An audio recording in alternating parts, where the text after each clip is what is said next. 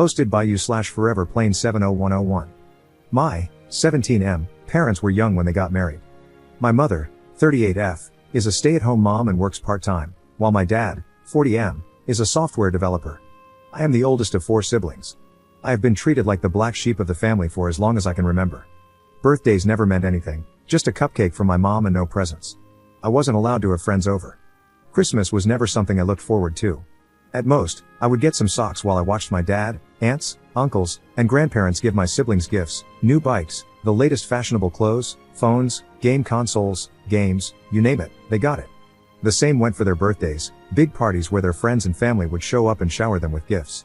I was never allowed on family trips or vacations. I was left behind to stay with my grandparents, who were strict about everything I did. Sometimes, they would even call someone else to pick me up when I was supposed to stay with them. My mom got a part-time job when I was 13, and sometimes she would ask if we could just spend the day together while my dad and siblings were out, even if it was just to get ice cream. When I was home, I mostly stayed in my room and studied. It didn't matter how well I did in school or sports, my dad showed no interest. I was able to earn some money by tutoring, and I eventually managed to get a part-time job at a food court and a grocery store, which meant I spent less time at home. Over the years, my mental health got worse and worse because I was trying to maintain good grades, perform well in sports, and work 2 part-time jobs. My mom helped me find a therapist, who has been a great help. Yesterday, I came home from work late, tired, and just wanting to go to bed. I opened the door to hear my mom arguing with my dad and aunt in the living room. I could hear my aunt saying that I should be more grateful toward my dad. Then they saw me standing in the doorway and stopped talking. My mom and dad looked like they had seen a ghost, while my aunt announced, "And in comes the bastard." I was shocked to hear her say that. I knew she didn't like me and mostly ignored me when we were in the same room, but I got angry and just asked her to repeat what she had said. My dad quickly stopped her, but no, I wanted to know what I should be grateful for. So I asked what was going on. No one said anything for a while, so I asked again, grateful for what? Being ignored, neglected, abandoned, while my siblings are spoiled and get to play happy family with dad? As soon as I said dad, my aunt shouted that I was not his son. I was shocked by what she said, and I asked my dad if it was true. He looked at me and just said, "I'm sorry." I didn't know what to say. I looked at my mom, and she said nothing. I went to my room and just started crying. Later, my mom found me on the floor, shaking and crying. She helped me up and stayed with me until I fell asleep. I woke up this morning and called in sick. I barely left my room today. I just feel like everything I've done to make the man I call dad proud, or just to get him to acknowledge me, has been a waste of my life. I wish I had known years ago. Edit. After I put up this post, I had to get out of the house. I wanted to be alone for a while, and the thoughts of ending things became too hard to ignore. So, I called my best friend, and he picked me up. We went for a drive, and I told him what had happened yesterday. He just listened while I cried and told him everything. He already knew my father was like this, but not the extended family. I had never seen him so angry before. He had to pull over to calm himself down. I showed him the post, and he was silent for a while. After a few minutes, he told me that no matter what, I was his best friend, and he asked if it would be okay for him to maybe talk to his parents about me staying at his place for some time. I said yes. He dropped me off at home, and we got out of the car and talked for a bit. Before he left, he gave me a hug and said that whenever I felt alone, I should give him a call. When I entered the house, I ignored everyone. First, I would like to thank everyone for your comments. Though I have not responded, I have read through all of them. They have not only been helpful in helping me see things differently, but they have also encouraged me to stay strong until I can move out. You are right, this man is not my dad or father, and I will no longer see him as such. I will try to get some answers about why I am being abused, why no one told me anything all these years, and most importantly, who my real biological father is. Is he alive? Does he know I exist? To clarify one thing, I have no idea who anyone on my mother's side of the family is, and therefore, there is no contact with them. My 18th birthday is at the end of the summer, and I plan to move out that day, or even sooner, if I have the opportunity to do so. Commenter. So sorry to hear that. I can't imagine what you've been through or are going through. You do seem like a good kid, your whole life is ahead of you, and I'm sure good things await. You'll come out of this stronger and wiser. Didn't your mother and her husband say anything to you after you got home? Didn't they try to stop you from going to your friend or at least talk to you about this? Ops response. When I left, I didn't say anything. I just texted my mom that I was out and would be back later. When I got home, my mom tried to say something, but I ignored it and went to my room. She came to check on me later and asked if I'd like to come down for dinner, but I declined and said I wasn't hungry. She stayed for a while and tried to get me to open up. I just asked why she never told me that he wasn't my father. She didn't answer the question and just said how sorry she was that I had to find out this way, and then she left. Update 4 days later. So, A lot has happened in these past few days, and I am conflicted about many things right now.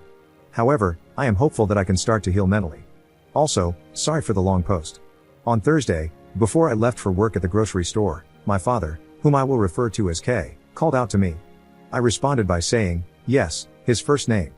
He looked confused because I have always called him Dad before. After a bit of silence, I bluntly asked, what? He didn't respond and just told me it was nothing, so I went to catch the bus. When I got home late in the evening, my mom wanted to know why I called K by his first name. I told her that he never treated me as anything close to a son, so why should I call him Dad anymore? She had no answer, but she told me he was hurt by it.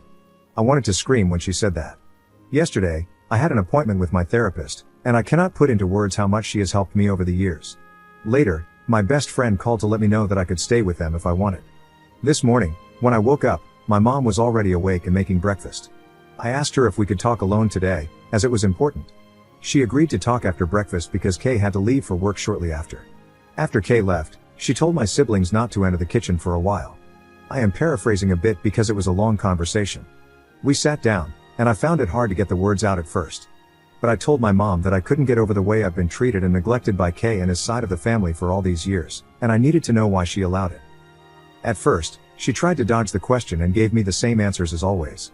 But I didn't give in and told her that this was important to me.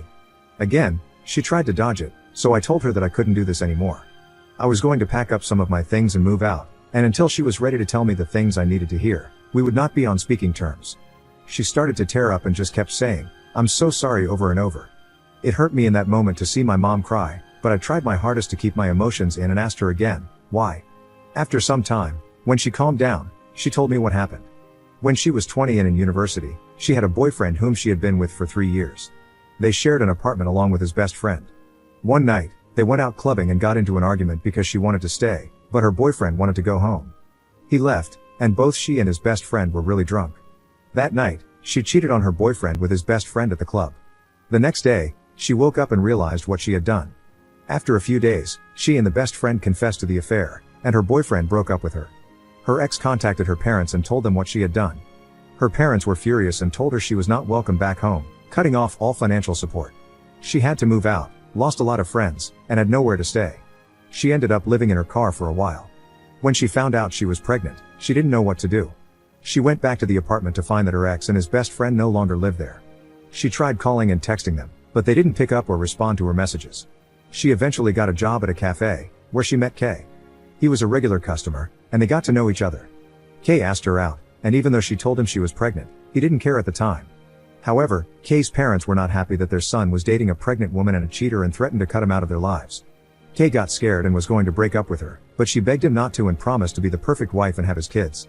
They made plans to get married soon after I was born.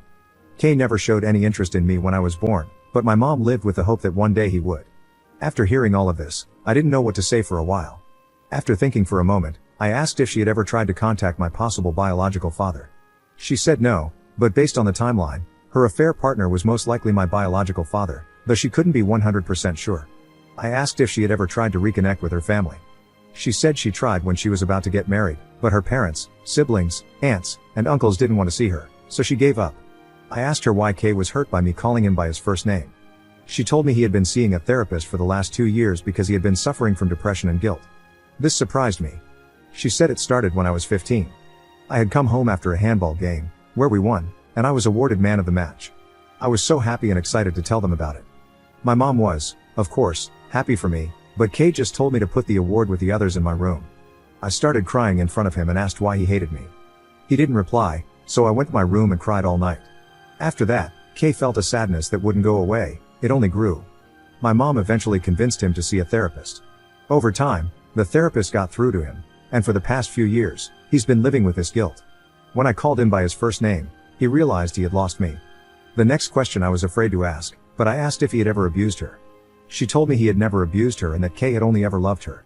The only time he ever questioned her was when she was pregnant with my younger brother, and he asked for a paternity test, which she understood. When it came back positive, he apologized and never questioned her again. The last question I asked was why I was left with people who abused me physically, mentally, and emotionally while they went on trips and vacations. She was shocked to hear about the physical abuse and asked me what had happened. I told her that I never said anything at the time because I was afraid of Kay's family members when it happened. I told her everything I could remember, But here are some of the things they did. My grandparents would scold me loudly and hit me when I was younger. My aunt never spoke to me unless she needed a favor, only to then go back to ignoring me and telling me to stay in the guest room. When I was 14, my father took the family on a 2-day trip to Croatia but left me with his older brother. His brother asked me to go to the store to buy some things, and of course, I said yes. When I came back, he opened the door, took the bags, and locked me out of the house. I sat there crying until they had all finished their dinner. Then he let me in. My mom cried the whole time while I told her everything. She told me how sorry she was. She knew they didn't like me, but this was pure hate. After the conversation, she asked if I was going to move out and where. I told her I was planning on it but wouldn't tell her where because I didn't want Kay to know where I would be staying. She started crying again, and it hurt to see her cry. The conversation was long and lasted several hours, but these are just the main points. After that, I went to my room to clear my head and think. About an hour later, someone knocked on my door, and I told them to come in. It was Kay. He asked if he could enter, and I said yes. It was the first time I could remember him ever entering my bedroom. He looked around for a bit, stopping at the shelf where I keep all of my awards and trophies from school and sports. He looked both surprised and sad when he saw the medals from when I did track and field and played football. He stopped when he saw the small man of the match award and picked it up. He held it for a while and started to tear up. Then, he put it back and sat down on the bed. Neither of us said anything for a while. I asked if Mom had told him what we talked about. He was still tearing up and slightly nodded his head. I asked him if he was aware of how I see him. He nodded again and whispered, yes. I asked, so you know the extent of what your parents and siblings put me through? He looked me in the eyes and asked if it was true.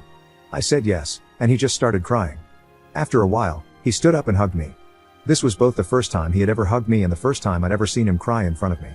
I just hugged him back and started to cry too. He didn't want to let go and said how sorry he was, for the pain he caused me, for the years of neglect, for treating me like an outsider. He begged me not to move out. When he finally let go, he asked for a chance. I told him that maybe, with time, I could forgive him and Mom, but they had to earn it. However, I would not forgive his family for the things they had done. Also, for now, he was still Kay. He was hurt by this but accepted it. For now, I am not moving out. But if things go back to the way they were, I will not hesitate to leave, and he knows it. We are going to see a family therapist together. In the future, I will try to reach out to my biological father.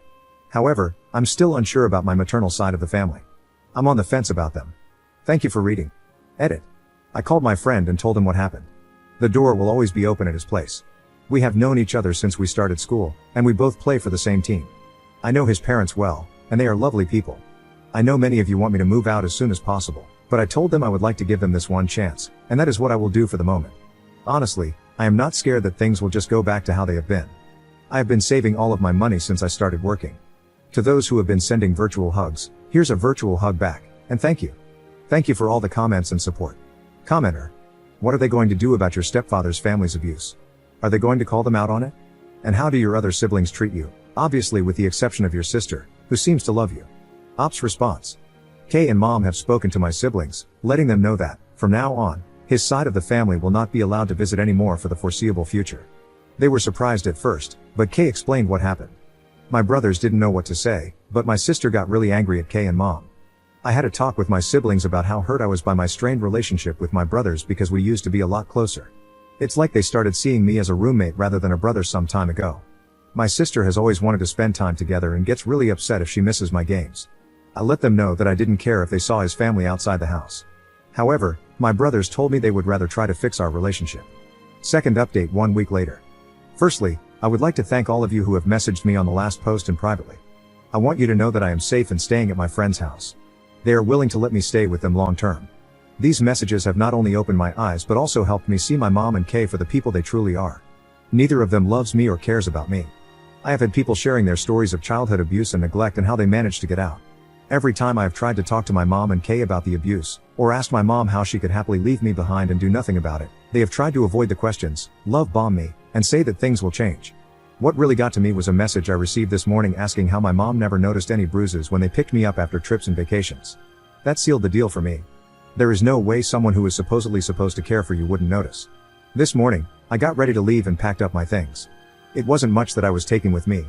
When I was ready, I called my friend and asked him to pick me up when he could and to call me when he was outside. When my friend called me, I moved my things out. I let my mom and Kay know that I would be moving out. They did not take it well and started begging me to stay. I told them that I couldn't stay because it was clear to me that they didn't care about me. Kay got defensive and tried to say that this was my home and I should not leave. I asked him why, after 2 years of therapy, he has remained the same. How come, even though I tried my best, I was still treated like an outsider? He didn't say anything. I asked my mom why she let this go on for years without doing anything to stop it. Again, she didn't say anything. My brothers weren't home, so I went to say goodbye to my sister. It was really hard because she is the only one who has ever treated me with genuine kindness and love. I talked with her a bit, and when I told her that I was leaving, she looked so sad. It was harder than I thought to say goodbye to her. When I got to his car, I just broke down. We drove around for a bit before we got to his place. His dad helped me get settled in the guest room. My friend told his parents about the posts. They asked me to tell them everything, and I did. His parents talked in private for a bit and then let me know that they would rather have me stay with them long term than go back. Again, thank you for everything. Third update 1.5 months later. Just want to give an update on how I'm doing ever since I left. My best friend and his family have been nothing but wonderful. They have taken me in as their own and shown me nothing but love, kindness, and understanding. I appreciate everything they have done to make me feel safe and loved. I have met with my mom and siblings on a few occasions, but never at my old home or at my friend's house. I have made it clear that I will never step foot inside there again, and it took my mom some time to realize that. She stopped asking me to come back after I ignored her for a few weeks. I have switched therapists because I felt like I needed a fresh start in dealing with all of this. And yes, therapists are mandatory reporters in my country. I learned that after my first appointment, when the therapist contacted the police and reported my old one. Kay and some of his extended family have tried to reach out via texts. Some have offered their apologies, while others just sent insults. It's not hard to figure out why. Those have been blocked. To those who apologized, Kay's parents, brother, and his family, I replied with a simple, I accept your apology, but I do not forgive you. That may never happen, and it will be on my terms. For the foreseeable future, do not contact me again. What happens next, I do not know. I am just going to focus on school, my mental health, and getting a driver's license. Thank you for everything. I truly appreciate every one of you, and big hugs to you all. Commenter. Bro, let's be honest, you need to keep your distance from your mom. I mean, she knew what they did to you and never tried to stop it. She's a selfish woman who chose her life over her son. Ops response. The only reason I am in contact with my mom is that I can't meet my siblings without her. When I turn 18, I will become financially independent, and I can block her from interfering with my accounts. She has never done that in the past, but I don't want to take any chances. Commenter. I'm surprised that Kay's brother and his parents apologized. Ops response. I made a police report the day after I moved, and my new therapist also reported them. So, I think it's just an attempt to save face.